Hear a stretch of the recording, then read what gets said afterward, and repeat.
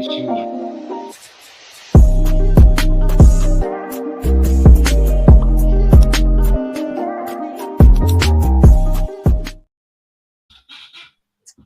Yes, people, what's going on? What's going on? Welcome back to the channel, people. You know what I mean? 3-point collectors, people. Yeah, 5 weeks in a row. The team right now, only team in the Prem that's on a run like this. Yeah, it's crazy, AJ, to be on a 5 winning game streak, bro. You know what I mean? I feel like this is a kill streak, Call of Duty settings. You know what I'm saying? Yeah, this is Harrier strike settings, bro. Predator. What's the 5 kill streak again? Back in the day, Modern Warfare 2, bro. I forgot. Predator, innit? I think it was the Predator or something like that. Yeah. Airstrike. All right, but listen, we've got a good panel today, man. Obviously, we're going to speak about this whole Mudryk situation, which is annoying. You know, I saw the news coming out of Ukraine yesterday, but I said, you know what? Let's wait for the big dogs like Ornstein and that to start to confirm it. Looks like we've got a guest on Andrew's stream as well. Big up, Andrew. We'll speak about a much needed win that we finally got. Yeah, my dog got his cone on too. Yeah. Oh, that's so fucking hilarious. My dog got his cone on right now too, yo, because his allergies acting up. I think she's had what Mudryk's had, and she just doesn't know what to do with herself. That's the problem. So, sorry about we'll this. Speak about that. I can't, you know, if she interrupts, I do apologize. So, you know. Nah, all good, man. But yeah, we'll speak about the whole Mudryk thing. We'll speak about the game. You know, finally we beat Brentford at home. About fucking time. You know what I'm saying? And anything else you guys want us to speak about, just leave it in the chat, people. But Jem, what are you saying first of all, bro? You good? Yeah, always good, bro. Always good. Enjoying being a Chelsea fan at the moment. It's good to actually see a bit of positivity around us until obviously what happened today. But, you know, it's been good to have sort of a positive outlook on what we've seen on the pitch mainly for a little while now. So, yeah, we just keep moving, innit? 100%, bro. Andrew, man, what are you saying, man? You muted. I think you're muted, Andrew. Yeah, I'm completely nonplussed or affected by this Mudryk story. I got to tell you right now, I couldn't care. He's like it's like an under 17 being tested for. I just don't care at this point. But I'm doing well. We're asking you how you're doing, bro. Not Mudryk. Oh, how am I doing? Oh, okay, sorry. I'm doing fine. I'm just like I said, I'm all good, man. I am literally, 6 months ago, if you asked me if we'd be like this, I would have slapped you silly. If we'd be second in the league and playing so good, I'm enjoying life. I'm actually looking forward to the Shamrock game as well. That's how shameless I am right now. I'm looking forward to that Shamrock game. You know what I mean? I'm looking to see Raksaki, man. Raksaki. Raki Saki or Bougie Bougie, what his name is, like Tyreek George. You know what I'm saying? Tyreek George. He might be getting more minutes now. Tyreek George. You know what I mean? Coming up. Yeah. So. Now don't worry, we'll talk about that. We'll talk about that, brother. CB, subscribe. Welcome back to the channel. Welcome back to the channel, brother. What you man? I'm good, man. Literally, I was at the game on Sunday. Right, I think in terms of just vibes, I think this is the best vibes we've had at that bridge since probably Juventus, when we smacked Juventus 1 or something like that. It was rocking, man. I heard New Jackson chants. Things were just good, man. Football's nice. We're in a good place, man. Just the atmosphere. Like, I remember going to games last season, and everyone's just moody, man. You know, the settings is just you're moody. Everyone's if you see a bad touch, it's groaning. It ain't like that. Everyone's banging jokes, bro. I was making friends. I was with my old man. It's a good day, man. It was a good day, and I just think we're in a good place right now. I just want to kind of build on it. And like Jeff said, like it's a bit annoying that this news has come because we've just been having such good PR as a club. You know, the way everyone's been talking about us. Obviously, title race, we're so good. All of these great things are being said about us, and then now rivals are gonna just have a reason to just talk. Oh yeah, all of their players are doping. Oh yeah, Enzo's on it now too. You know what I mean? It's just unnecessary. But all in all, I'm good, man. After rivals, brother. Fuck them. I love that, man. Of course, the rivals are gonna be there, man, because they're jealous. They don't like what's going on at Chelsea. They've been so used to us being in the mud. Now it's like they're all jumping on this right now. Do you know what I mean, Jim? But what are you saying, though, Jimmy, man? You good? I'm great, man. I'm great. Can't complain. You already know Sunday was a beauty thing. It was beautiful. I was in a great mood. Liked the result. Yeah, man. Like I said, I think 2 episodes ago, if we beat Brentford and we beat Everton, I'm bringing heavy chest after that. I just needed those 2 games, and I'm bringing heavy chest. If we can get 3 Sunday, man, y'all gonna see it. Y'all gonna see a side of me, pause, that YouTube world never seen. Y'all ain't never seen me as a Chelsea fan when we was Chelsea. I'm not tolerable. Y'all think I'm not tolerable now? Facts, bro. Facts. And AJ, man, what you saying, bro? You good? Yes, sir. I'm good. Another week. I mean, I just want to say we're not in a title race. We in a top 4 race. I also want to say Mudryk is innocent. He's innocent until he's proven guilty. And and honestly, I'm just happy to see the team take advantage of other teams slipping up, because that's been a thing that we haven't been doing for a long time. Every time other teams slip up, we just end up slipping up too. So it's good to see that. It feels good. So 100%, bro. 100%. The past 2 weeks as a Chelsea fan has been amazing, man, because obviously Arsenal dropped points 2 weeks in a row. Same thing as Liverpool as well. You know what I mean? And come next weekend, if we beat Everton, bro, we find ourselves at the top of the table, which is crazy to say, bro. I don't think anyone here would have expected that. You know what I mean? But just to break down the game, against Brentford, me and CB were at the game, like he said. And yeah, bro, the bridge was rocking. Initially, the first half, I'd probably say it was quiet because, you're trying to break down the low block. But there was many shots that we were pamming off at Flecken, which was getting the crowd up. You know what I mean? These boys at the Emirates have to constantly keep doing this. At Chelsea right now, bro, you're seeing us playing some good football. So we don't need to beg it to start doing all of this. It's just natural. You know what I mean? Right? But I was happy with, how he sort of set us up. If I bring up the shape that we had in the game, it was basically a back 3. So if you look here, people, you had Colwill, Tosin, and Gusto that were sort of building up from the back. In the game, you had Gusto that was actually going forward as well. And when he did that, you only had Tosin and Colwill that was staying as a 2 because Brentford weren't actually playing a mid-block in this game, bro. I expected them to. And I did a preview of Matt. Big up Matt, he's a Brentford fan. And I said, I think you're going to come in the mid-block. In this game, they actually gave us a lot more respect. It was a low block. You know what I mean? Low. It was a low block, bro. They pressed later on, but I was surprised that they dropped so low. Yeah. And then you had CAICEDO playing as a lone 6. You had Enzo Fernandez in the right half space. You had Palmer that was playing at the top of the diamond. And then you had CAICEDO that was playing like a left centre mid. And then you had Sancho obviously playing left wing. So you could clearly see that was attacking them, trying to attack them as much as we could.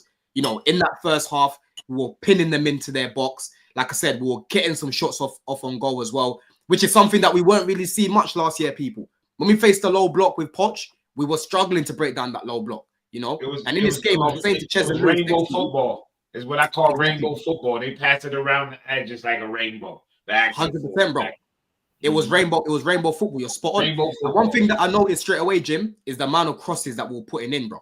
You know what I mean? The amount of crosses that we kept putting in. And I was talking to Lewis next to me and Chels. I was like, bro, I don't know why if this is gonna work today because we haven't really got height in this team. But boy, was I wrong. Eventually, the ball gets to Mudryk. You know what I mean? Let me bring up the screenshot of the first goal that we scored. The ball goes to Mudryk. You know what I mean? And before you know it, Cucurella, bro, out of nowhere. Do you know what I'm saying? Out of all people that could have come in for that, it had to be one of the smallest guys in the team. And you know what's mad? He had another header like that. He had like a little warthog 5 minutes before, where I think he got saved or he just went over. But literally same cross, Cucurella come running in. And got him twice, literally back to back. Yeah, he made that run like 3-4 times that first half. Yep, 100%. And it was actually a good fucking header too. It wasn't just like very good header. Actually, a good header. Very good header, man. Because Brentford haven't got small players. They haven't got small players in their team really. A lot of their players, especially at the back, the fact that he was able to time it the way he did and put that much power in it. And Mudryk, you got to big up Mudryk for that cross, man. Because if that was Saka doing that, if that was Palmer doing that, we'll be raving on about it. You know what I'm saying? You've got to give Mudryk his prop for that. I thought that was very good. And then for the second goal that we scored as well, I thought that was very good. Again, you could see in this game how we were counter-pressing, winning the ball back very high. We weren't letting Brentford come out, bro. You know what I mean? For me, the main drop-off in the game was in the second half when our energy level started to go down. because you saw Frank was throwing everyone on in the second half, and we didn't have a strong bench to throw everyone on. I think only Nkuku came on in this game. Am I right? Frank. People saying that. Yep. Thomas Frank. Oh, Thomas Frank was throwing everyone on for I was Brentford. thinking, yeah, you know what I was thinking. I'm like, Now, but yeah, Thomas Frank started to throw everyone on, and then at that point, that's when Chelsea were pinned back a little bit more. But initially, bro, if you look at the counter pressing, right, this is what I've been speaking about time and time again. And like I was telling these lot in the group chat as well, when I was watching Leicester games back, I could see how they're winning the ball back very quickly, bro. Right, and that goes down to the counter pressing. That's why we're scoring a lot of goals, because we're not letting teams come out and attack us. You know what I'm trying to say? Look at that. But Jem, bro, first of all, what did you think of our press in that first half, man? Because the press in that first half was relentless, bro. Look how many numbers we've got here, bro. Look at this. That's swarming.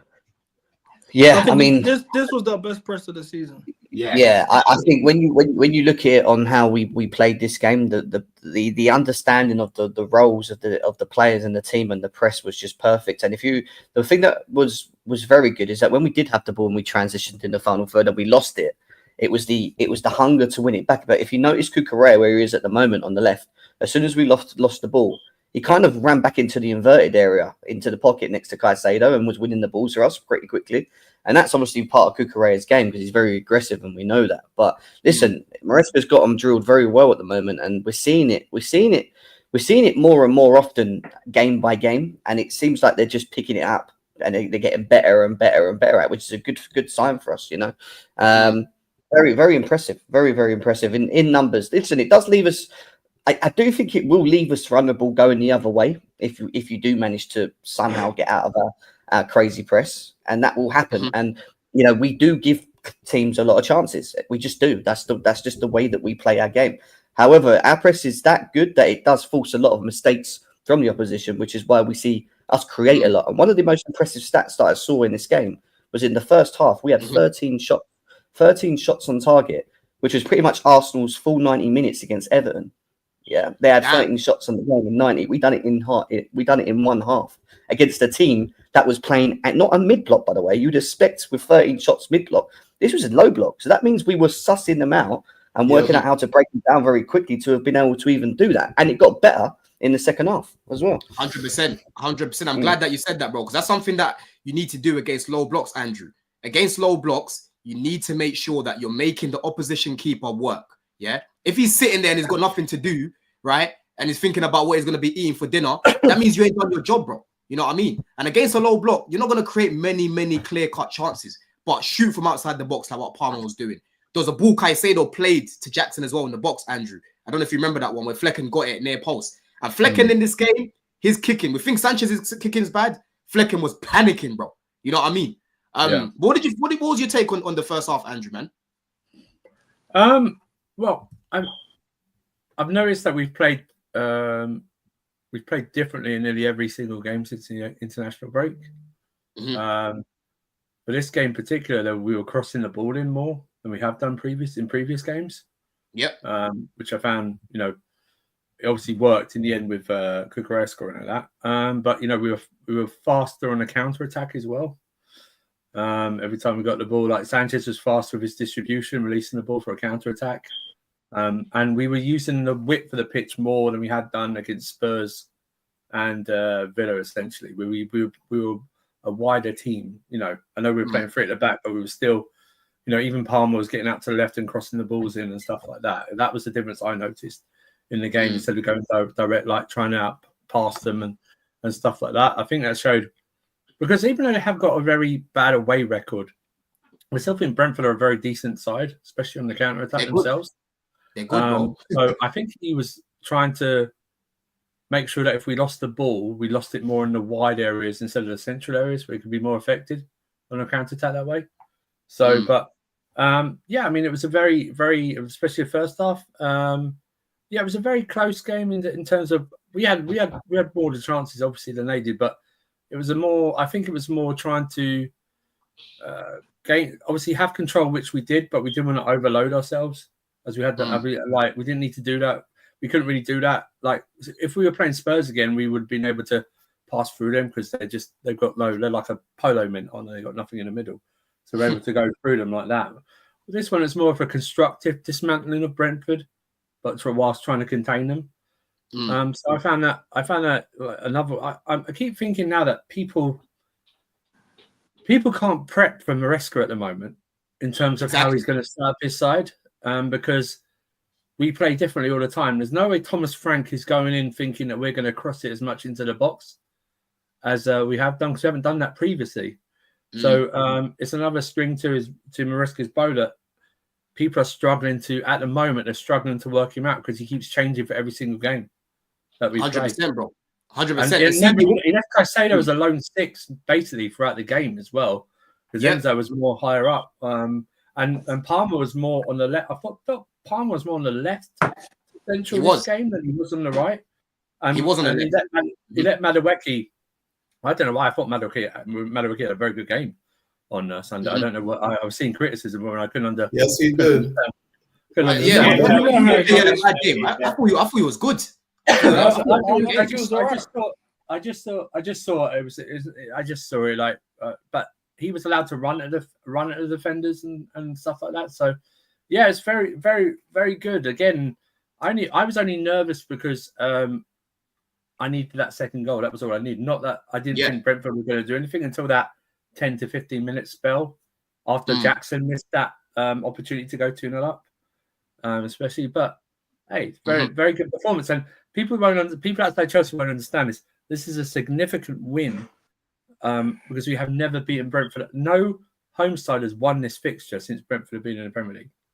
We're the first home side to win this fixture, and they haven't beaten us.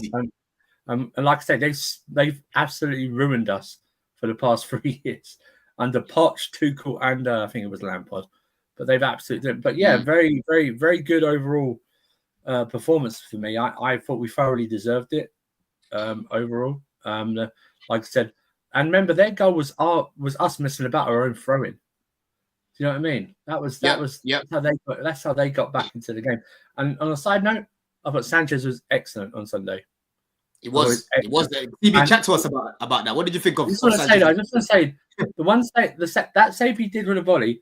I don't think that's even his best save. His best save was me when he rushed out to bulldoze in Buomo in the second half to claim that ball. And his distribution was very, very good. A very good performance by Sanchez on Sunday. Yeah, he had one or two misplaced passes. CB, what did you think of Sanchez and Mudryki's performances, bro? Because I don't think Mudryk was very good. I thought he was good. I would say I'll probably say decent, more on the decent side. I would say. But what did you think of his performance and Sanchez as well, bro? Because Sanchez had a very good game. I think in terms of Mudryk, he did what he was supposed to do, and I wouldn't say it was a bad game. I think the criticism is a bit harsh, but he's one of those players. It's kind of like Jackson, Sanchez as well, where they kind of have to do a lot more to get praised. They have to have like unbelievable games to get just their flowers, naturally. So I don't think he had a bad game. I think I wouldn't go as far to say he was good. Like he did what he had to do. It was a very good assist. He could have had 2 of them. The fact that he's added that to his game now, because the major concern when it came to Noni is his creativity. It was he's selfish, is all of this stuff. But I've seen recently, even in the Arsenal game, we had a couple opportunities like that where he's just cutting on his left foot and just whipping it in. The fact that he's added that to his game gives an extra threat towards him. So I was happy with his performance. I wasn't mad. Sanchez's performance, I came here, me and Jimmy, I got love for Jimmy. I know we clash a lot, but I got love for Jimmy. Me and Jimmy have gone back and forth, and I'm saying, Sanchez has won us a lot of more points than Enzo has. For me, what Sanchez has done, this is not really an Enzo thing, but just for Sanchez, what he's done for us this season is gone under the radar. And, naturally so, because I do think we can improve on a goalkeeper, but I think he's getting the Nico Jackson treatment a bit, where it's like, you're doing well, but everyone wants you to be replaced. And then for in Jackson's case, if he was to miss one chance, it's, oh my God, this is why we need another striker. Sanchez can misplace a pass. It doesn't lead to a goal, and then make 2 saves in the same game, which would have cost us the game. And it's, oh no, I don't care. I want him so that pass was dead in the first half. Oh, he's supposed to save those chances. That's what it usually is. I think he's had, from the Aston Villa game to Spurs, he had that one-on-one against the Suns one-on-one, he saved us.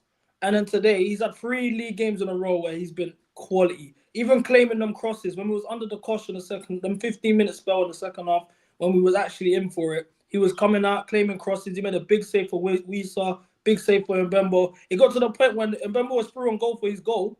I was like, you know what? I think Sanchez could stop it. I had faith in it. Yeah, that's how mad it's become. I think the fact that it's clear that Sanchez is a confidence goalkeeper, which isn't the best. It's kind of like we've seen it a bit with Kepa, where it's like if he's feeling positive and feeling good, you get better performances out of him. Those type of goalkeepers, if they're doing well, I think you need to give them praise. As a fan base, we need to kind of coddle up. If we want the best for us as this season, we're not getting a new goalkeeper in January. Whether you get as much as you guys would want that, give him his flowers, man. But do you know who else deserves their flowers for this performance as well? Is Malo Gusto. Malo Gusto was under a lot of criticism prior to his injury. A lot of people wanted him dropped. I was even saying like, because I call him Sean Paul, innit? I call him Sean Paul Gusto. But the Sean Paul that I was getting from him was the bold Sean Paul with the Mohican and the skin size, the Raul Morales Sean Paul. Right now we're getting it's not prime Sean Paul, it's not give me the light, but we're getting there. When 2007, not 2004. But we're slowly getting there. Since he's come back from his injury, I think he's been quality. He had a nice cameo against Spurs. He got an assist against Southampton. He had 45 minutes against Spurs. I think his role kind of changed the game for us in terms of our shape. Today, this weekend, he was more outside. He wasn't doing the inverted thing. I think Cucurella was doing more of his role. He was actually just overlapping, putting crosses in. I think his delivery was actually good, which was something I've been critical about. And you can see that the inverted role, he wasn't comfortable in it. Yeah, when you put him in his natural right back position, he's doing a good job. Even defensively, 1v1, I think he handled his own. So I'm actually happy for him. Cucurella is much better in the inversion role. Cucurella is much better at the inversion role. 100%. 100%, Jimmy. What did you think of the defense, Jimmy? Because for me, this is something, CB, you're spitting facts as well, bro. Because for me, yes, I know Chelsea have got, massive improvements that we can make at the back, right? We make a lot of mistakes at the back in terms of just, sloppiness. Like, for example, Sanchez giving it straight back to the opposition, lack of concentration, mistimed tackles at times. But I can talk about many, many clubs, bro, that are up there right now that are doing some fuckery like that as well. Just the other week that Kelleher made a mad mistake. You know what I'm saying? Arsenal defenders this season have made some mad mistakes as well, right? I think right now we've got the joint second best defensive record, yeah? So for me, yes, our defense can improve, but it's really not as bad as what people make it out to be, Jim, And in this game, Tosin and Colwell for me and Gusto and Cucurella were all solid, bro. What did you think of the defending the other day, bro?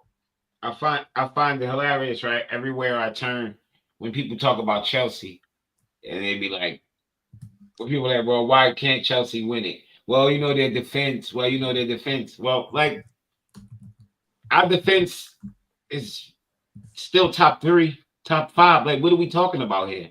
You don't weigh the defense against best defenses of years past. You weigh it against the season you're in.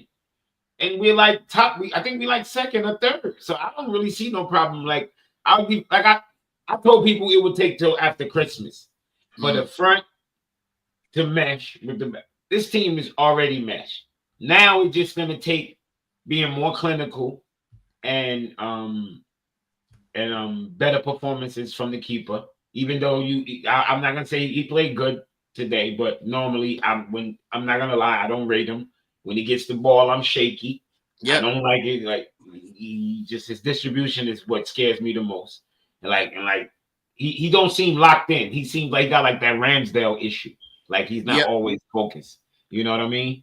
But the defense looked good. Like, Caldwell made some plays that on the initial watch, I thought nothing of it. The second watch, I was like, oh shit. Caldwell made some good tackles inside the box. He made some good plays inside the box. There's a block. He had a big block. Remember that block? He had a big boy block on Norgard or somebody. If I'm not mistaken, the shot where Fabio hits the bar, Caldwell got a little piece of that.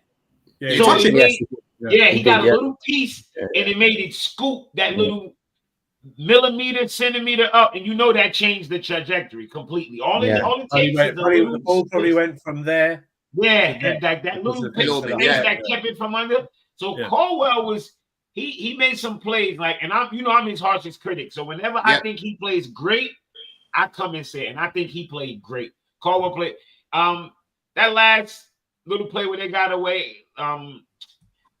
they got a little unfocused. I'm different when it comes to that.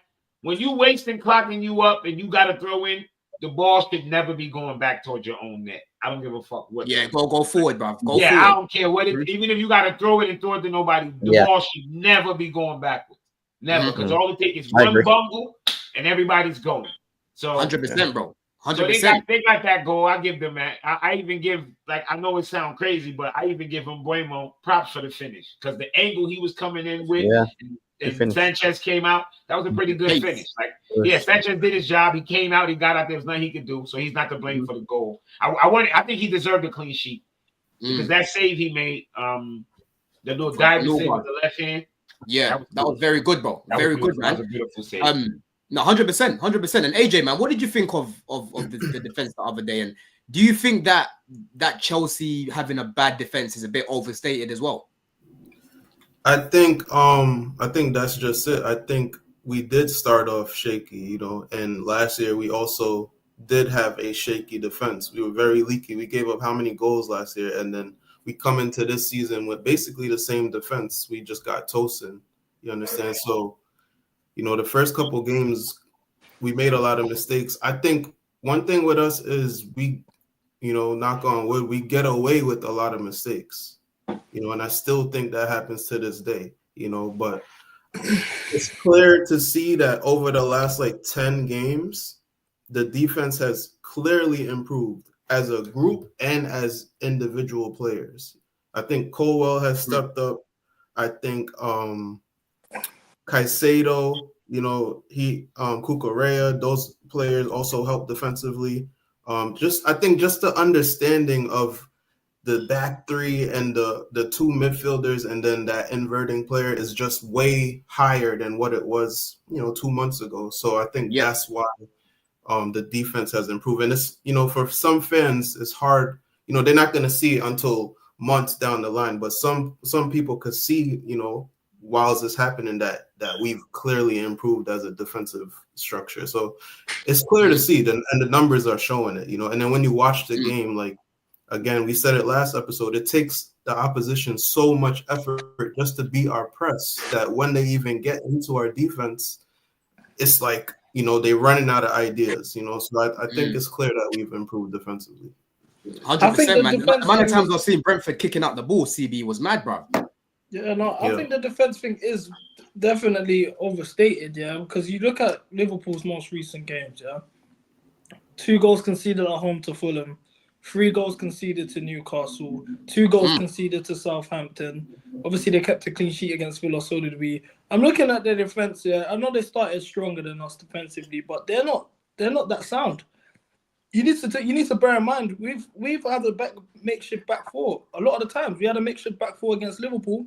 We went to Anfield. I think if we had Fofana and Cucurella, it's a different game. And they got a game in hand too. Yeah, and they got the game in hand. And then you look at the situation now. We've had Fofana out for the last 2 league games. It's looking like he's out for a month. We got Cucurella out next game. They're missing Koundé and falling off a cliff defensively. So, and it's not that they're conceding. They're facing top teams.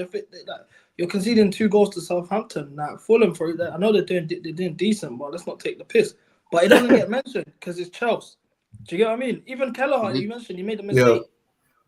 Yeah. They're not doing this when it's Sanchez. So I do think there are obviously glaring issues with our defense. It's not lie. Like you said it perfectly. It's not about the goals we concede. It's the chances that we get away with. Defensively, we have had lots of moments this season where we've caught life from the goal line clearance from Reece James. Yep. Can you hear me? Yeah. Oh, sorry. Yeah, the goal line clearance from Reece James against Newcastle. To, you know, Sanchez big saves that he's made, the penalty save against Bournemouth. We've had Ollie Watkins poor shot against Aston Villa. We've had many moments where we could have paid for this defensively. These are the areas that we need to improve on. But if you look at the actual goals we've conceded, a lot of them have been consolation goals. A lot of them have been, like, Cucurella slipped twice last week, you know, then the consolation goal. You look at this week, consolation goal. Brighton, for example, the 2 mistakes. Like, the goals we're conceding is more so are not anything that's actually a team popping the ball around us and outplaying us. It's been set pieces at the start of the season and consolation goals. The only time I say we really conceded poorly was recently was the Arsenal game. My only issue with our defence is that their lack of awareness in the box. Sometimes they seem to just switch off and they ball watch a lot for me. That's why I'm not as fond with our defence. But the chemistry between Fofana and Colwill over time has been getting better. Don't get me wrong. Do I still think we need like a commanding leader, like a commander at the backs? Yeah, to a degree. But it's very hard to find in this current market because there isn't that kind of, Thiago Silva-esque kind of, I don't know, Ruben Diaz type, whoever, Van Dijk type of player that you can just go and sign. So, we just got to hope that our defense picks up and the players that we've got now can just continue to improve. And just, like I said, just be a bit, for me, it's just the awareness thing with me. It's just that I just think we ball watch a lot in the box. We don't seem to be very good with our surroundings, like what's going on around us a lot of the times when we do concede goals. But that's just things that they need to sort out, themselves. So look at this, people. I want to show you guys, because again, this is a boring and lazy thing that I'm hearing, right? If you look here, Liverpool have got the best defensive record right now. They've conceded 13 goals. Yeah, they're one away from the amount that we conceded the whole season. 04, 05, innit? Was it 03, 04? 03, 04, innit? That was, yeah. 04, so, no, 04, 05. We've conceded 15. 05, yeah. 04, 05, yeah, you're right. And then Arsenal, you got Arsenal here, 15. Spurs, Forest, United, Chelsea, all on 19, bro. So we're joint second. You know what I'm saying right now? Our defensive record right now is joint second. And people keep talking about it as if we've conceded so many goals like last season. CB's spot on when he says that, bro. Like, last season was being cut through because our midfield was a massive polo. Yeah? We had no midfield. We had no Caicedo really breaking up play because, he was trying, but is in so much space. Enzo's so far from him. Gallagher's so far from him. The press is so disjointed. But now you've got Palmer and Jackson pressing from the front. And when Palmer and Jackson don't get the ball, you've got Enzo and Caicedo that will press them. You've got Lavia that wins the ball back for us. You know what I mean? You've got Cucurella that wins the ball back for us. You know what I mean? So people need to realize, bro, like, football is about chemistry as well, right? These people need to play together. They need to learn how to play together. They need to learn the system. All of these things, bro. You know what I'm trying to say? So for me, like I've said, the defense is only going to get better. But I don't know what we're going to do in January because the guy that was linked to it from Benfica, he just signed a new contract at Benfica. I don't know much about him, but I highly doubt we're going to go back there again, doing up Rui Costa part 2, trying to fight them again like we did for Enzo. I highly doubt that's going to happen. So let's see what we do in it. Let's see what we do in the January, and then we'll go from there.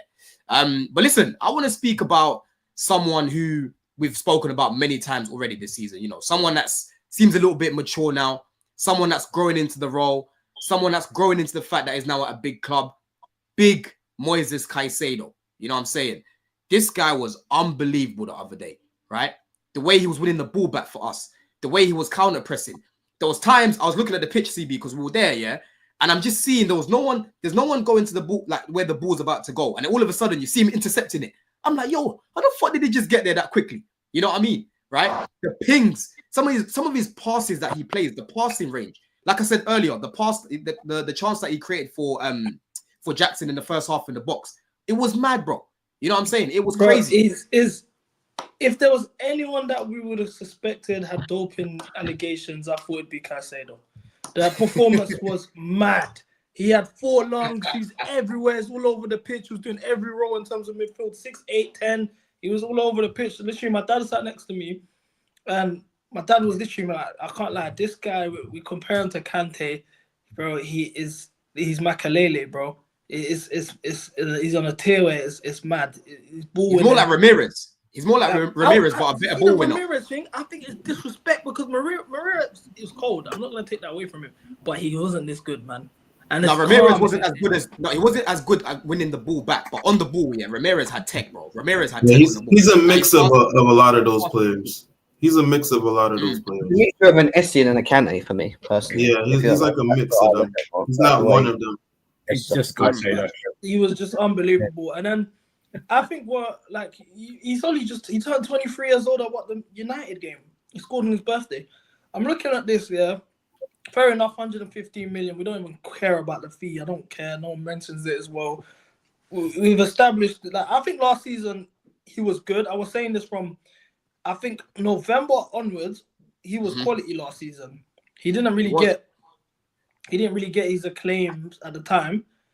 And then at the time, I was saying he's one of the best midfielders in the league. Now I think he is. I think he's our best player. I think him getting injured, God forbid, would hurt us more than Palmer, God forbid, getting injured. I think he's our best player. He's our most important player. You're right. 100%. And I think in a year from now, we're going to be having best midfielder in the world conversations. It's going to be past best in midfielder in the league or best in the league. It's going to be best midfielder in the world. I'm looking at he's just what he is. Yeah, he's a unicorn. You can put him in the 6, you can put him in the 8 if you really needed to. You can have him in a 10 role. You can play him as a right back, and he's doing it at a world class level. There's not a profile like him in world football. I get why we spend that much money. Then you factor in his age and how much maturity he plays with. He's an international captain as well. So there's so much to that he brings that I don't know any other midfielder in the world that has this. That we don't find that no more. And he's gonna get better. Exactly. Yeah, he's only gonna get better. Look at this stat. This stat is crazy, bro. CAICEDO won possession in the attacking third 5 times against Brentford on Sunday. No player has done so more in the Premier League match this season, right? And that was a clear instruction from Maresca. Make sure that you're pressing these guys high. The amount of times, AJ, I'm seeing Tosin and Colwell, as soon as Mbeumo's getting on the ball, tie it onto him, bro. Do you know what I'm saying? As soon as Wiesel's trying to get on the ball, tie it onto him. You know what I mean? It was a very good defensive performance from the midfield, from, like I said, the centre-backs, the people at the front as well. But what did you think of CAICEDO's performance, AJ, man? I mean, this guy is just an exceptional player. Right now, he's like in the form of his life. You know, I never seen him, you know, performing to this high of a level. And, you know, but this is what happens. You know, these players, again, the fan base needs to realize these players are in their early 20s. They're only going to get better. You know, you don't really start hitting your peak until you're like 26, 27, 28. That's when you're really flying. You know, you're just working off of just instinct, you know. So CAICEDO is just, you know, he's irreplaceable right now. You know, there's nobody in the team that could come in and do his job to near of a standard that he's doing it, you know. So he and again, like CB said, he's doing it all. He's playing in all, he's being effective in all thirds of the field, in our defensive third, in the middle third of the field, in the final third. You know, he's winning the ball, he's starting attacks. You know, that second goal started from him winning the ball and keeping the ball. You know, it's a difference when you tackle and yeah, exactly. There's different types of tackle. He's tackling it and keeping the ball, you know. So it's just levels, you understand, and you see why we spent the money on him. You just see. That's it, bro. Look at that. I'm glad that you mentioned that as well. This is when he won the ball back for us, and then he just popped it off to Enzo. And the thing that I like about CAICEDO's tackling as well, Jimmy, right, is how clean it is. Yeah, when you see him slide, he collects it and he just gets back up and it just pops it off. He never panics when he's got to pop it off. There's always, it seems to be end product at the end of the action of tackling, bro. Do you know what I mean? Definitely. Listen, CAICEDO, next level. He unlocked the next level, man. Like, dude is beasting. He's beasting. Like, he's been far. I think he's been our best player by far. Like, I think it's CAICEDO up here and then everybody else. Like, however you want to rank them, but CAICEDO is like here and everybody else is down here. Like, it's the only poor game he had, only poor half he had, even I would say is we had that conversation before. He's only had a bad half. That's it. A bad half this entire season. Yeah, 100%, bro. 100%, man. Andrew, where do you think? What levels do you think he can reach? Honestly, going forward, bro. Like, because right now, yeah, he's gonna be key in us competing. Because let's be real, bro. Right now, we're in a title race, innit? Do you know what I'm saying? What levels do you think CAICEDO can reach at the club, man? I think at the moment he's as important to us as Rodri is to Man City. That's the level I've got him at. I think CB said it right, or AJ might have said it. I can't remember. Sorry, I do apologise. He's the one I fear if he gets injured, we won't be able to do much because of Lavia's fitness issues and stuff like that, and we don't have a natural someone to come in. That's why we need to bring back Leslie, man. Free Leslie, bro. Even then, man, this Leslie, he has no ceiling. I don't think. It was interesting to me because You talk about that second goal. Yeah, he was instrumental in it. Do you remember the chance that Jackson ballooned over the bar? Yeah. When Sancho set him up. Yeah. You know, CAICEDO starts that move because he's telling Cole Palmer where to go while he's got the ball. So CAICEDO had the ball and he's literally telling Palmer, make the run, there's space there.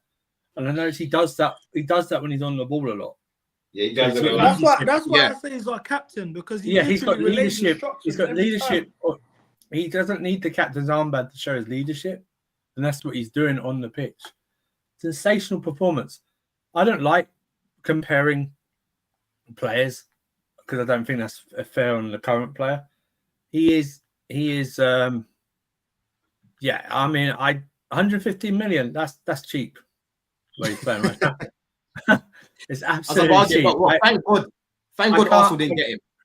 Thank God Arsenal didn't get him. Not only that. Do you remember who's that player that Bournemouth signed from Leeds? The American? Adams. Tyler Adams. He gave away a penalty as well after that. We were going to sign Tyler Adams. We basically had him like in a hotel waiting to sign the contract. Because CAICEDO deal was still in. Honestly, just wrap him up in cotton wool, whatever the phrase is, and just don't overextend him. It was just sensational again. And I know it's people, it's only Brentford and stuff like that, but I don't care. This is it's consistent now. It's not just a one game. It's basically like 15 games or whatever it is, or 12 games that he's played that he is up. And I agree. I think I agree with Jimmy. I think by far he's been our player of the season. 100%, bro. And big up football soccer as well. He says he's been following Moyes since before the Prem. Captain for Ecuador. This guy deserves the praise. Coming from a United fan, proud of my fellow countryman. Big yourself up, man. And he follows up here as well. He says Paez is overrated, bro. CAICEDO is the truth and is the heartbeat of the Ecuador squad and now the Chelsea squad. And you know what, CB, I'm glad that you mentioned about CAICEDO potentially playing in the 10 as well, yeah? Because that's something that he did in the Copa America. Like, I caught a lot of their games. It was on late, but I was like, you know what, let me see if I can stay up and watch some of their games. There was a game where he played as a 10, and the guy was creating, you know what I mean? He was counter-pressing that we know he can do. He was driving with the ball. His IQ levels are so high, and that's exactly why he ended up at Brighton, bro. Yeah, when you go to Brighton with this structure that they've got, this system that they've got, the recruitment that they've got, they only bring technical players that have got a football brain.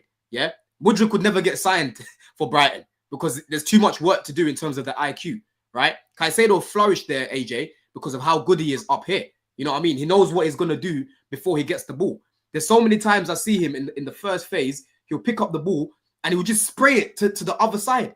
And I'm like, yo, how the fuck did you see that pass? You know what I mean? It helps us break so many lines. And when you watch other teams playing, bro, the likes of Arsenal, their build-up is so slow. You know, even, for example, like United, they haven't really got a progressive player in their midfield.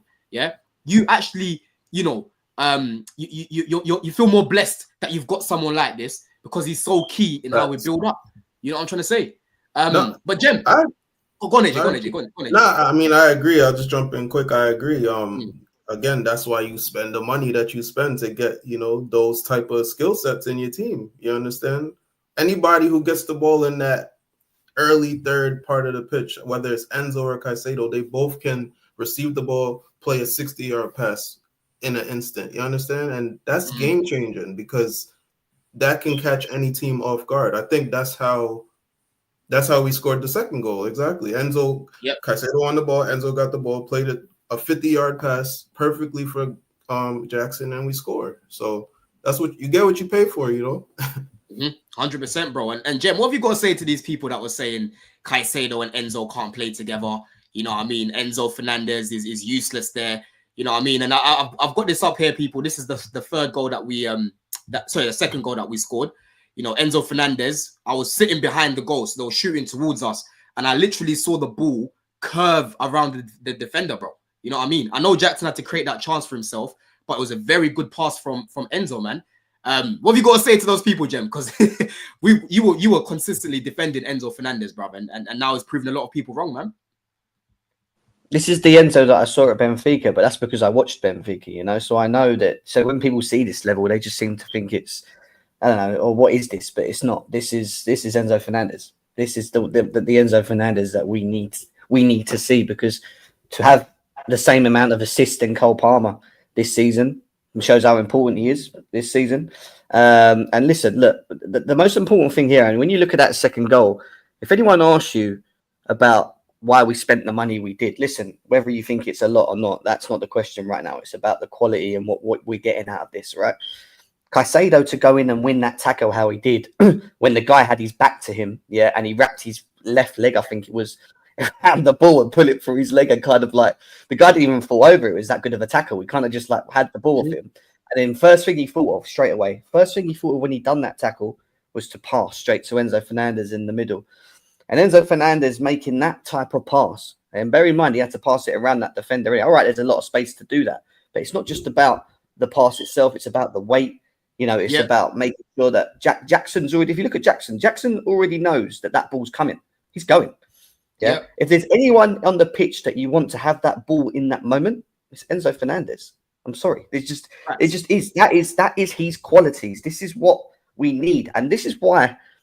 If you look at them two in midfield and what we saw in that moment, you just got to take your hats off to Maresca, because what he's shown here is that he's getting the best out of both of them in the midfield, and both of their ability was shown in this goal: tackle, pass.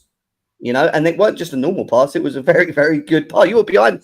I showed that video clip with the bend, and it was beautiful. Don't get me wrong. Into Jackson. Jackson still had a lot to do, by the way. Don't get me wrong. He had to carry the ball 1-on-1, and bang, it was a great goal. Don't get me wrong. But that is a good example of our two midfielders getting the best out of them, getting them to play the best of their ability. Yeah, and then playing to the system and understanding it, because we didn't have that under fucking Poch. Right, that's it, Jim. Your answer's even simpler. It's another charge against Poch. That's what that is. Yeah, it's another charge against his dinosaurific tactics and coaching that he couldn't get it. And this guy, a championship coach, is getting the best out of him. It's another thing against Poch. That's what that is right there.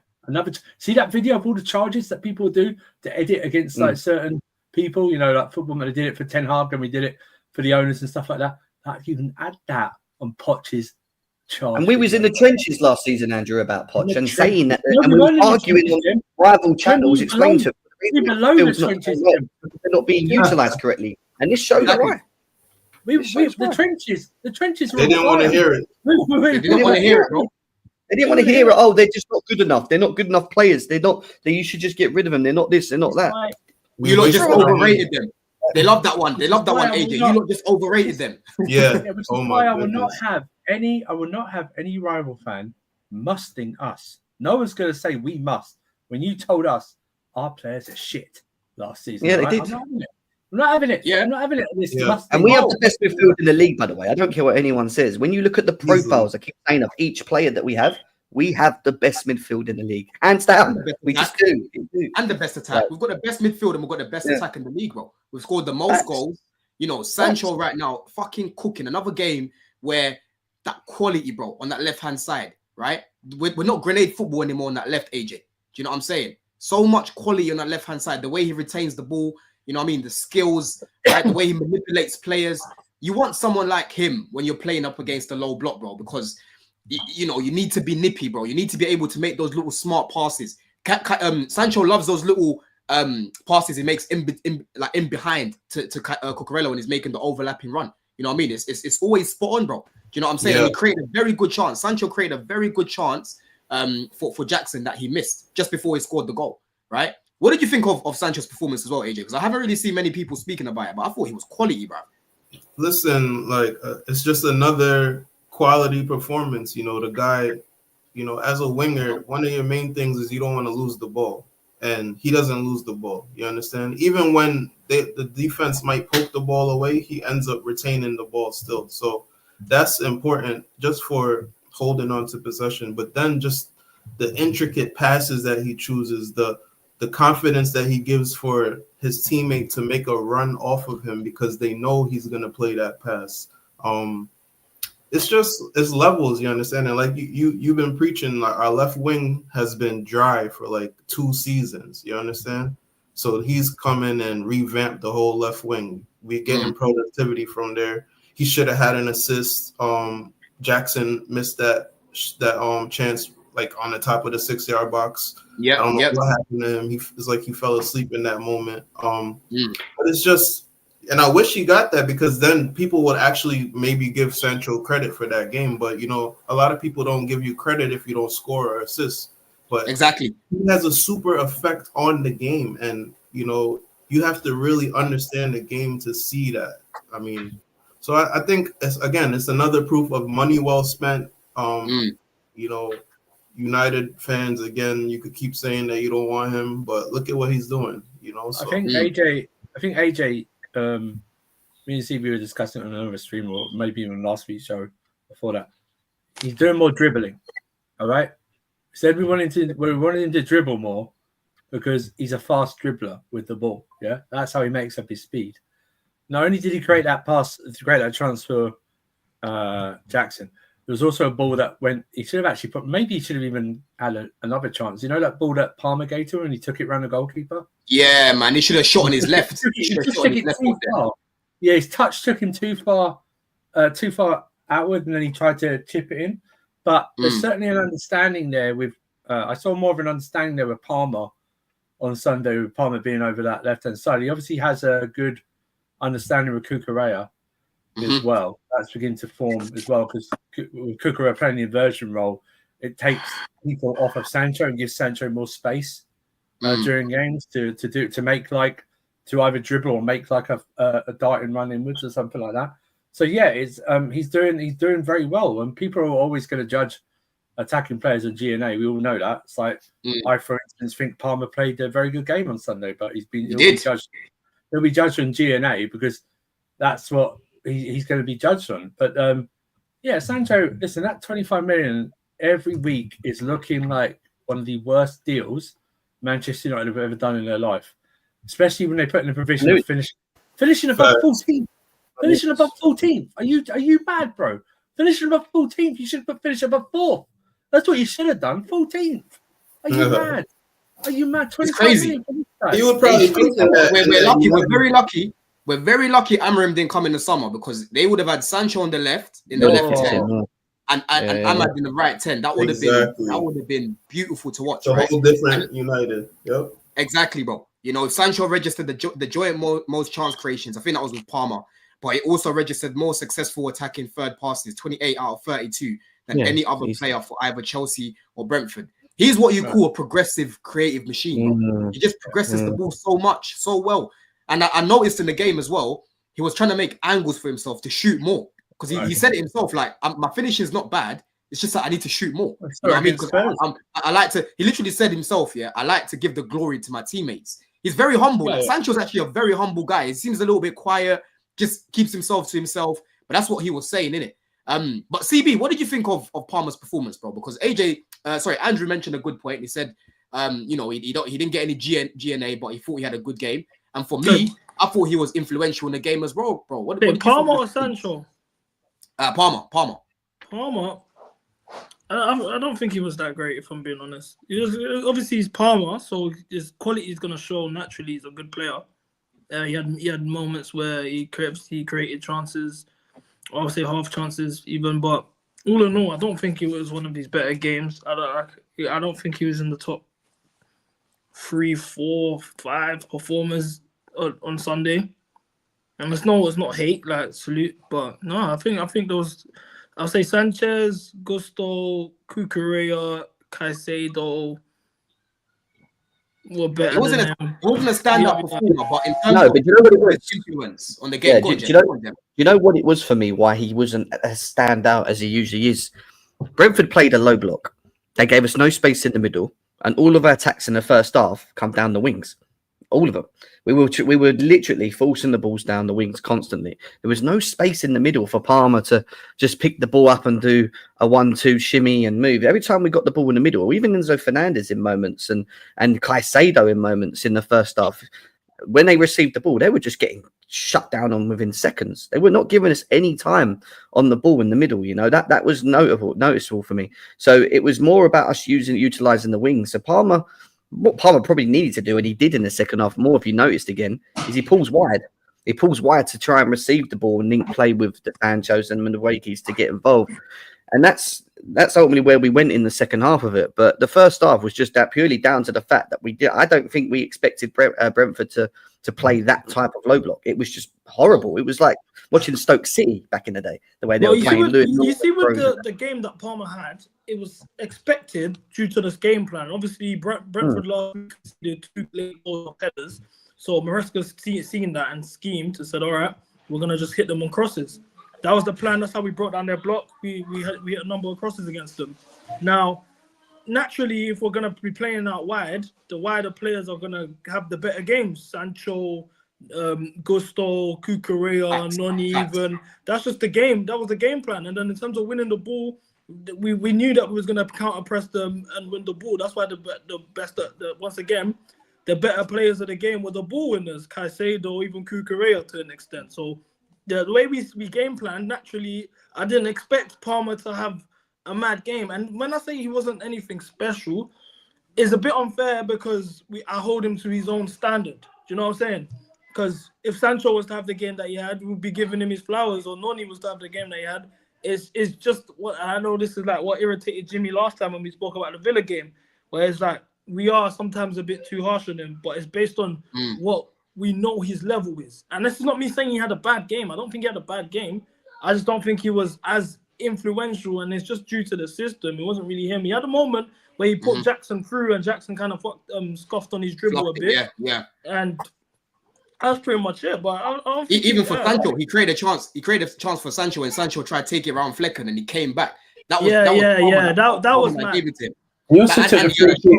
He took the free kick for Tossin's header as well. He took the free kick for that as well.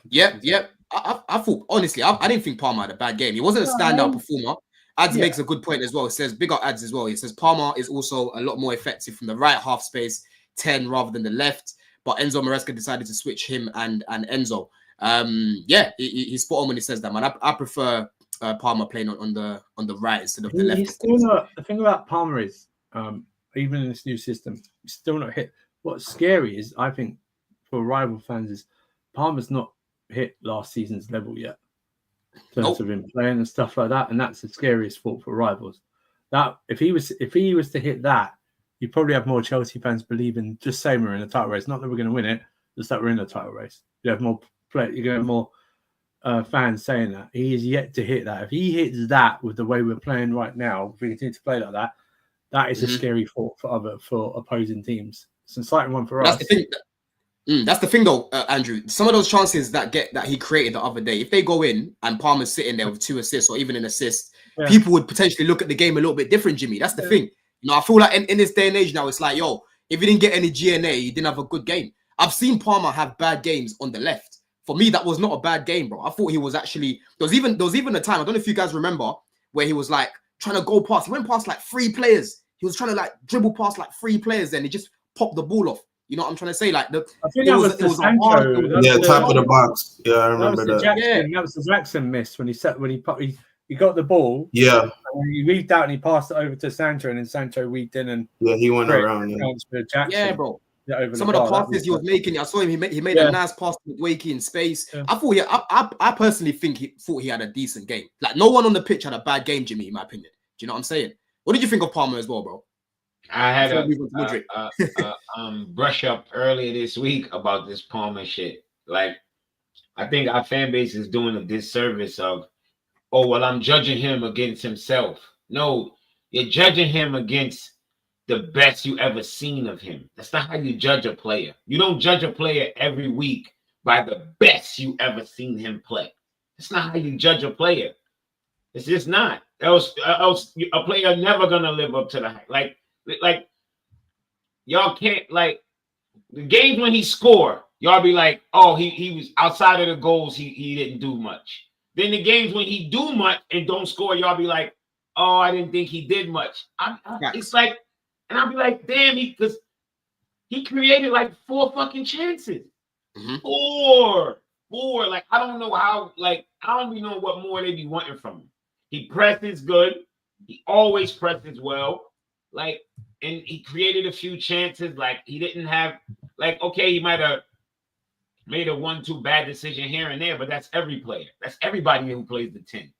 So I don't know. I think people we just judge Palmer a little bit too harsh of a scale. Like I said earlier this week, it's like he's not Messi, yo. Like we gotta chill. He's Cole Palmer. Like well, I'm judging him against Cole Palmer, yeah, but there was Cole Palmer before he got to us too. Like last year wasn't the only year he played football. He needs to be judged against all his football life, not just last year. And last year was the best we ever seen of him. Don't think what we got last year is what we're always going to get. Last year was a season where you sit and dream about having when you 5 years old and 6 years old. That's not like the norm. Even for the best players in the world, the year he had isn't a norm. That's a out of your skin type of season. So it's like people need to realize there's space between great and poor, because that's what kind of triggered me earlier this week. The conversation I had with the person said he was poor, and I'm like, that's that poor. I'm like, he did not have a poor game. Poor, you know. So it's like he did not have a poor game, bro. Cole Palmer, he's created more chances than any other player in the Prem this season, right? And the only person that's next to him is Saka with 42. You know what I'm saying? He was very good, man. And the main issue that I've had with Palmer this season, because of the level that I put him on, is, like I said last week, the decision-making hasn't been great in certain games, right? Whereas in this game, I thought his decision-making was a lot better. It's just the final action, Jackson not scoring, Sancho not scoring. They were the ones that were letting him down. But he was making he was making better decisions in this game, in my opinion. Before we go into Mudryk, we didn't actually speak about Jackson's goal as well. I want to bring that up. Go on, bro. I was going to say with Palmer, last season we were called Cole Palmer FC, right? It was Cole Palmer and nothing FC, right? And we were all saying, like when last season ended, we need to get more people stepping up to take so Cole Palmer's not the only match winner, and that's what we're doing this season. We have other people stepping up and taking their chances. You know, Palmer's on 17 GNA, and he's basically apart from the Servette games, he's only played league matches. You know what I mean? He's not played anything. He's like he's already got halfway of his he's over halfway of his league total of last season. He got 33 GNA last season. It's crazy, bro. I mean? It's actually crazy. He's putting up numbers right now, and he ain't even at his best, like what we're saying, bro. You know what I mean? Because of the thing. That's the thing. You know, that's the scary part. And AJ, what did you think of Jackson's goal as well, bro? Because he was running towards me here, and the goal, it was nice. It was nice. And like CB saying, there's a new chant. I can't remember what it was like, CB. Yeah, but that chant was nice. It was that do something like that. Cole Jackson, yeah. He's popping off. Like, yeah, I'm going off. Share them with violence, though. Yeah, I was going off, bro. What did you think of the goal? I mean, first of all, you know, this is the type of finish we've been looking for from Nico since last year, you know, and you know he's finally getting it. It looked like he's locked it in. And I just what I like about it is, you know, as a striker, when you get into those situations, sometimes you could overdo it. But when he received the ball, he settled the ball and just decided to make a sharp movement and strike the ball. He didn't dilly-dally on the ball. He just made a decision and struck the ball, and he hit his corner. And I think that's what the best strikers do. You understand? So, you know, I love the finish, you know, and this type of finish actually makes me upset that he missed that chance that Sancho put on the plate for him, because like this is 20 times harder than that chance. You understand? Yeah. So, but again, the goal just shows his improvement as a striker and as a finisher in general, you know, where he just, you know, execute what he needs to do and he gets the job done. So I hope we see a lot more of this. That Enzo threw ball to Jackson, that's that could be a staple goal for us just by the way that we play. You know, that's a play that made like Costa and Fabregas, like that. Yeah, exactly. This should be a common theme. Facts, bro. Do you know what I'm saying? Yeah, that was a very good finish from Jackson, man. And I think for the chance that Sancho created for him, he should have been more switched on. Like in situations like that, when you're playing with a player like Sancho, bro, listen, you got to be ready, because you know Sancho's gonna run past the man and find. That's the thing about Sancho in the box. That guy's a demon. Yeah, he just knows how to find people in the box. You know what I'm saying? Listen, let's talk about. Let's talk about Mudryk now, because Obviously, you know, we saw yesterday. Oh, am I back? Yeah, you're back. You're back. Yeah, you're back. Am I back? Yeah. Yeah, you're back. All right. Yeah. So Go on. you can see Go that on. this was breaking news. Yeah. This was breaking Yeah. yesterday, but then obviously Fabrizio and Unsin and that confirmed it today. So Mudryk has been provisionally suspended after testing positive to a doping test. Chelsea confirmed that the FA recently contacted Mudryk concerning an adverse finding in a routine urine test. So this is a quote here from Chelsea. Both the club and Mikhailo fully support the FA's testing program, and all our players, including Mikhailo, are regularly tested. Mikhailo has confirmed categorically that he has never knowingly used any banned substances. Both Mikhailo and the club will now work with the relevant authorities to establish what has caused the adverse finding, right? And me and CB were going back and forth in the group chat about this earlier, and CB was telling me, hold that. And I'm like, brother, this guy plays for our club. See, look, don't get me out of context. Don't get me out of context. What did you say? What did you say there? What did you say? I said, yeah, if this is true, he has contributed nothing since he has joined the club for the fee. You was debating me about the fee. I said, no, I don't care. If he did that, he can hold his 4-year suspension. If he did that. I said get the facts right, because you said 100 million. We didn't pay 100 million. Regardless, okay, so it was 62 million. I did my research. It was 62 million plus 26 million fees on add-ons, yeah? Yeah, so, yeah. Whatever. Has he done anything, yeah, to justify that? If he was to that, because if he's guilty for this, regardless, he's, you know what I'm saying, his Chelsea career is over. Has he done anything to justify that fee in his Chelsea career? I don't want to hear, and you know what Don's response is? Oh, we scored a goal in the quarterfinal against Newcastle. A competition we didn't win, bro. That wasn't the question. You didn't ask me. You said he's contributed. I said he's contributed nothing. You said he scored in the quarterfinal against Newcastle. No, hold on, CB. Don't change things now, because we didn't have a conversation about this to say has his fee been justified. Because if you asked me that, I would have said no, right? You said he's contributed absolutely nothing. That's when I disagreed with you, because he has contributed. He has contributed here and there. This season, we've been banging on. We've been banging on this season about how we've been able to change the whole lineup and that, and Conference League is different players. He's literally been the best player probably in the Conference League, one of the better players in the Conference League this season, right? And like I said last season, CB, who was with the guy that came on against Newcastle to help us progress to get to the final, to the Carabao Cup, right? Okay. I'm not saying that justifies his price. I'm not saying that. But your statement was he's contributed nothing. I don't agree with that, bro. Don, I hear you, but cool. In the Conference League, yeah, mind you, it's now alleged that he had performance-enhancing drugs, which didn't even enhance his performance like that. Anyway, if we're being honest, the PDs clearly didn't work. He got bumped. That's the way he's looking. And he didn't get his head shaved. His blonde hair fell out for taking those. That's what it is. But even if cool. Conference League, in my opinion, I'd like to think that he was to dominate that competition. He was. You're talking as if he was Benzema in his Champions League run when he won the Ballon d'Or. He's not dominating like that. He's not the top goal scorer. He's not even doing what Nkunku's doing there in that sense. And then you mentioned in the Carabao Cup quarterfinal. He scored a goal in the quarterfinal. We didn't win the competition, and mind you, we lost the competition because he lost his man in the corner, which we conceded in an extra time. Oh, brother. Van Dijk is like 6'4". What does that mean to me? Van Dijk is like 6'4". Why was he even marking him? That's the question you should be asking. What does that even mean? Why the fuck was Mudryk marking a 6'4" player, bro?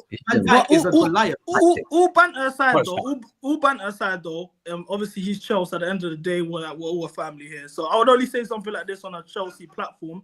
But ultimately, it's a shame, innit? Ultimately, I wish him well. I hope it is some sort of misunderstanding and we can see the other side of it. But you know, if we're talking as Chelsea fans, no rivals here. Obviously, there's the odd few here, but if we're just talking as Chelsea family, he's taking the piss. And the fact that we spend that much money is probably the worst signing of all time for us. That's what got him in trouble, taking the piss. That's what got him in trouble.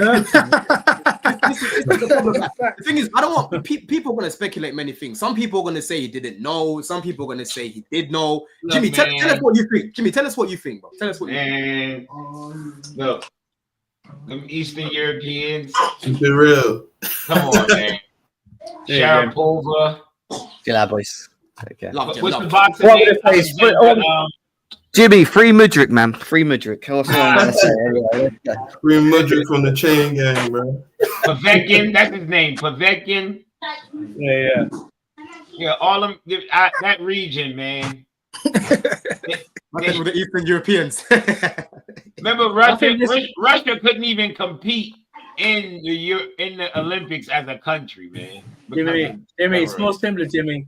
He was trying to get that super soldier serum to become the Winter Soldier. That's what he was trying to do. Yeah, he was trying to become Winter fucking Soldier, man. I want to know. I want to know this though. I want to know this.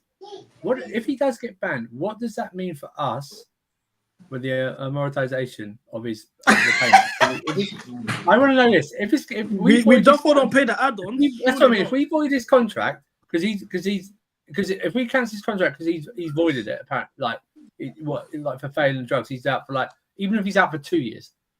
If the contract gets ripped up, does that mean we don't pay Shakhtar any more money? Andrew wants him the fuck out. No, it's not. No. It's not. I'm looking at the worst case scenario.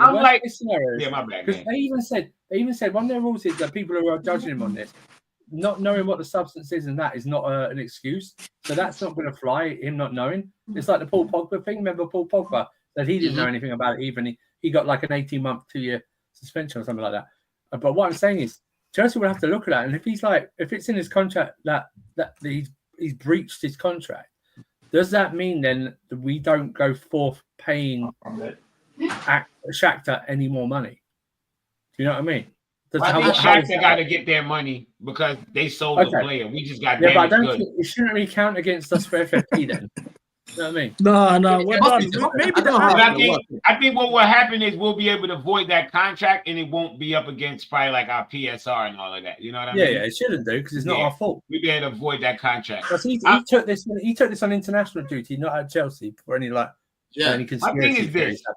I've seen this so many times and players be like, I didn't know. Look, even if you didn't know, don't take nothing. Don't take anything. I've heard players say, I don't take anything. Jimmy, I'm seeing things on Twitter about in like Ukraine and that Eastern European countries, they have it in some food or something like that. Is it true, bro? Because sometimes if you're just eating food, you don't know what's in there, I've seen a report where they trying to say the Russians sabotage. Oh, bro, yeah, that is. I heard Bowley's not. He says it's a war crime. So they've got all sorts of nonsense. So it's like this shit is crazy. Like I'm not really trying to hear these excuses. Like if you did it, you did it. It sucks. I'm not happy that it happened, but I'm not about to sit here and like, if I'm watching content creators talk about, why would he do that? I mean, why wouldn't he do that? $96,000 a fucking week. $96,000 a week. I'll take that shit too. This is the thing. He's getting paid. He's getting paid that much. You know the transfer fee. You know how he hasn't been performing. There's new players potentially coming in the Stavio. He was linked to a loan away. You can see he's under a lot of pressure to prove everyone wrong. Like he does seem very emotional, just of his Instagram stories and all of that. He's an anime kid, you know. Like I'm sure he just thought, you know what? Let me just cheat the system. Now, what's pissing me off about this? Like I'm not even mad about him. What did you say? Let me shake the system. Yeah, like I'm not even mad at him doing it. I'm pissed off at the fact that one, you got caught. Two, because now you've ruined our PR. We as a club, our PR's been the best it's been in years. And we had 2 weeks where things we're getting respect by everyone. There's nothing you can really say to hate. And then now we're just getting discredited. Even Enzo's getting allegations now. So that's one. Then two is the fact that you took PEDs, performance enhancing drugs, and you didn't even enhance your performance. You were still dead. I don't want to hear about Conference League. You're facing guys. Yeah, name me 3 players that play for Noah. Name me 3 players that play for Noah. CB, it's worse. He wasn't even improving in training to get into the teams. Bro, we're not going to do that. The only thing that I saw, conversations about Mudryk. The only thing I saw about Mudryk, where I was like, you know what, maybe. People. No, we've had conversations this season. It was only just the other week. People were debating starting him against Liverpool at Anfield. No, that's mad. No, I wasn't on that. But Don, this is the only thing, that I was like, maybe. I actually thought about it. I was like, maybe he actually might have been on the smack here. Is when he came off the bench against Nottingham Forest and he done that run. When he ran down the byline, and even then, just him beating his man, doing a run, using his pace effectively, beating his man, he don't do that. So I was like, Then he's crossed it perfectly. Don't do that. Make a foot, wait a pass, quality while he's sprinting full speed, and Kunku missed the header. I looked at that chance. I said, you know what? Fairs. This must be the enhancement. This is the only signs I saw. So when it happened, you was questioning it already? I was at the stadium at the time, yeah. I was at the stadium at the time. I was there as well. I was shocked. I can't lie. At the time, I didn't think it obviously was PB. That was normal. I was like, wow. Well I'm done. thinking this, right? How he took them and it was wrong. But how unlucky can he be? He hardly ever plays, and he's the one getting tested. Not one of the other teams playing. Like, Chelsea did it on the low. They said, "Yo, started getting 15 minutes, and they picked him up. Of all the squad they could pick, they picked this guy to do the testing on. Why? He hasn't played. You should test it. But everyone gets tested. What game was it? No. They usually take one, maybe one or two per match. Did they say what game he got tested at? End of October. Whatever game we had at the end of October. It was a Premier League test or a UEFA test? No, he was away at international league.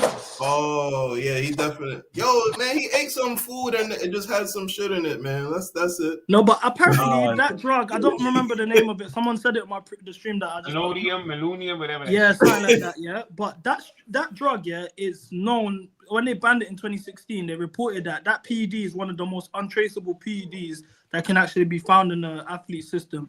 How it often does get found is through injection of the bloodstream. It can only be it can only be taken in two ways. By you didn't even take it right. You didn't even take it right. So for that to come up, somebody snitched, bro. It's the for breaking that news to come as well. up, that means he injected it in himself. He must have known what he was doing. If it would come up Mudryk with is hired. capsules, he would have not shown.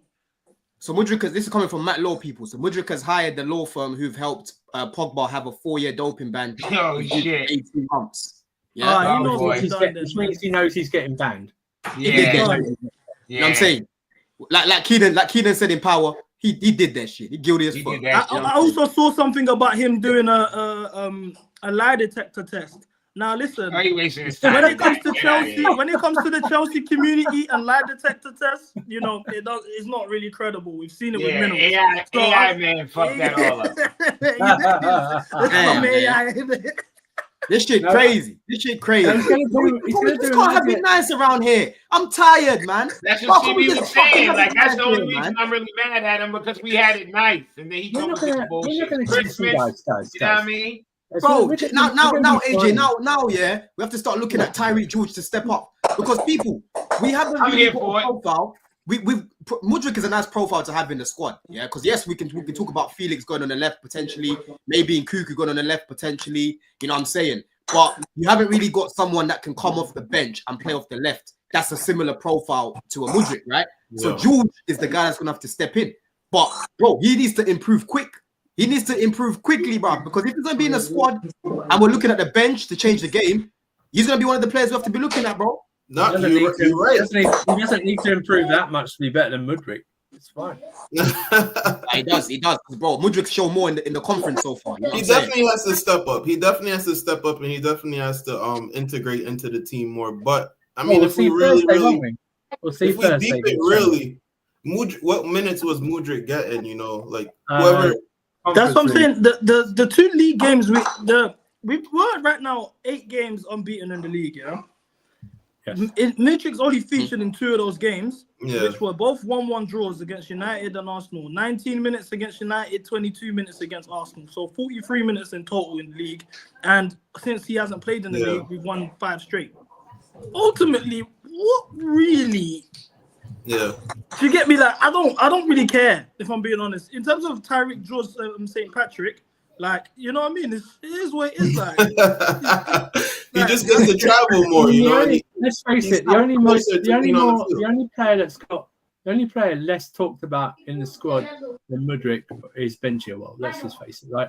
Ben Chilwell is the most least about talked Chelsea player in the squad, and then it's Mudryk. All right, that's what it is. No one missed. That was unnecessary. No one's gonna. I'll let it slide though. I'm in a good mood. Oh, there it is. I was gonna back his boy. I was gonna back his boy. You know, look. Back his boy Chilwell. No, but let's face it. The Chelsea PR thing is very easy. Everyone could just go, and it's true. He didn't do this. He didn't do this while at Chelsea. He did it when he was with Ukraine. This isn't a Chelsea matter whatsoever. They'll try and link it to Chelsea, but our only thing is, how long is he getting banned for, and do we break the contract? That's our next steps.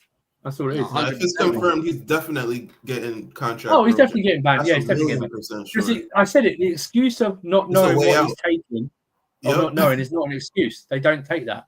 You're supposed to know what you're taking. This is a way out for Chelsea to get out of that contract. Even though his contract is not crazy, it's just the amortization saved it. He's breached it for illegal just the optics of it is terrible. Mm-hmm. Let's go through some of these. Let's go through some of these super chats as well, people. We've still got 316 people in the house. Not even 200 likes, people, man. It takes 2 seconds, bro. Yeah? Press the like button as you enter. You know what I'm trying to say? Yeah?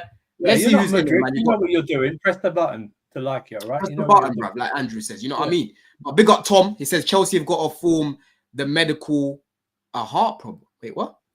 Chelsea got approved form the medical a heart. Send that again, bro. I think you mistyped that. If anyone can make out what he's trying to say. You got Jaffa there as well. He says, "How do you take Pez and still can't make the cut?" Bro, it's mad at it. It's mad at it. He says Mudryk will get the Mutu treatment so far. Oh yes, that was a slightly different drug that Mutu took than what Mudryk's taking. That was something else. Yeah. Very bad. And you got Tom again. Says personal trainer needs to be club cleared, PFA. Boy, listen, I just hope Enzo hasn't taken any peds in it, because he's looking like he's been running around the pitch with a lot more energy, bro. Hernia. It was that hernia, bro. You know how's he outpacing Wisa? That's what happened to your said. What did I say to you last week? When I say to you last week, he's up there as a player in the Premier League that's covered the most ground this season. Let's not put that out there right now, all right? Let's just. We don't need that in the air, man. We don't. I hope it alone, all right? Bro, Enzo gets about. He just can't cover mad spaces, like large spaces. Enzo can get involved, bro. He's South American, bro. It's in their blood. You know what I'm saying? It's in their blood, bro. I will say this: if I start seeing Disasi run quicker than he does, then I am going to question the club, because he doesn't move that fast. You see the Arsenal fans are running around saying that, oh, look, don't you find it convenient that we have less injuries? Everyone looks athletic. All of this jazz, like they've started already. It's not as if we just changed our code. They've got their manager talking about, I have won 3 trophies. And you got their manager now, Andrew, saying he's won 3 trophies, the bozo. Yeah, I ain't heard no Arsenal fan talk about, we've won 3 flexing community shields, you know. Bro, if they had won 3 trophies in the past 5 years, there would not be this much pressure for Arteta to win the league this season, bro. Right? Exactly. They have won one trophy that everyone looks at. I don't even know how many community shields Chelsea have won, because I don't even care about them like that, bro. I don't look at them. Does he realise that one of those charity shields he won, his team only played in it because they finished second in the league? They didn't win anything like an FA Cup to play in that game. They finished second because he won a treble. That's the only reason they played in that game. It's a so shameless. Big up Mo as well. He says, I'm looking at Enzo over side eye now. Leave Enzo alone, man. Leave Enzo alone. Stop reading them shits. People are mean. Yeah, that shit's crazy, bro. But listen, that's flown by, people. Let's wrap it up, man. Like I said, we've still got 312 people in the house. The numbers are growing by the week. You know what I'm saying? The platform's growing, people. Road to 10K. You know, we're nearly on 6K now. Andrew, love for jumping on, man. Let them know where they can find you, my bro. Follow me at the Winter Surfer, Twitter while I'm on. More importantly, subscribe and like the video here. Sarcasm City playback. We do the watch-alongs on there. Some pro clubs, Casually FC, Lewis's channel, and I'll tweet out what I'm on or what I'm watching and stuff like that. So just follow me there. Big up, man. And AJ, as always, love for coming on, bro. Yes, sir. Another show. Just follow me on TikTok, NYC Chelsea Blues. Big up, man. And Jimmy, let them know where they can find you, my bro. I'm banned on Twitter right now, but Jimmy Split TV on YouTube. No, because that message earlier to today, you're not banned because of that. Yeah, for you, that's a PG one. For you, I've seen your tweet. No, it's the one I made to the Ukrainian guy who called me an idiot American. Okay. This guy gets tough being American on this shit, bro. It's tough, bro. Honestly, it's tough being American on football Twitter, right? But we when you know shit. Like, no, you don't know anything, man. Yeah, they like you when you don't know shit. When you know shit, oh, they hate you. Yeah. Jesus Christ, brother. CB, love for hopping on as always, my G. Salute, man. Love for having me on. You lot can find me on my own channel. Recently just started it. CB1 Milli Chels. Never a foul on Sundays. And CB's been crashing it on Twitter. CB's been crashing it on Twitter. I can't lie. Right now, I'm calling out all the frauds, man. As long as we're good, I'm about to be unbearable. Like that's what it is. You can't see me when I've got my real lion. I'm a real lion. Like this, is how I am right now. I'm just unbearable. I agree. These guys. I'm telling you right now. If we win the Premier League, if we win the Premier League this season, Twitter and YouTube have no idea what it's let itself in for. If Chelsea win a Premier League cup, there's no idea. Well, you think we're unbearable now? And there's no summer tournament. Well, actually, we're in that Club World Cup. But honestly, you nothing. You haven't witnessed anything of how unbearable. Yeah, literally, we're about to be a pest. But yeah, literally, CB1 Milli Chels. Obviously, the movement. Everyone, if you want Chelsea to be great, you want to win. You want to have standards. You want the best for the club. It's MCGA. Make Chelsea great again. We're gonna have some merch for you guys soon. Ben, to answer your question, Rashford for Mudryk. It's a mid-off. I would take him over Mudryk, but I wouldn't want him. This is an opportunity for us to improve the left wing position. Go get me a Rodrigo or a Kvaratskhelia. You know what I'm saying? Like that's what I'm trying to do. But anyway, be blessed. Have a good day. Have a good weekend. Up the Chelsea. Let's get our 3 points next weekend, innit? Love Don for having me as well. Nah, love as always, my G, man. And listen, people, make sure that you're not subscribing to the channel. Make sure that you are liking the channel as well. Leave your comments in here if you're watching it back on playback as well, people. And on to the next one, man. Thursday, we move on. There's going to be a pod on Thursday as well. It's going to be on the channel, Goonie. Got ads coming on as well, I believe. And there'll be one more person I'll get on as well. So make sure that you lot are tuned in. Wait, see, let me move there. Got background noise there. But people, as always, up the fucking Chels. We move in a bit.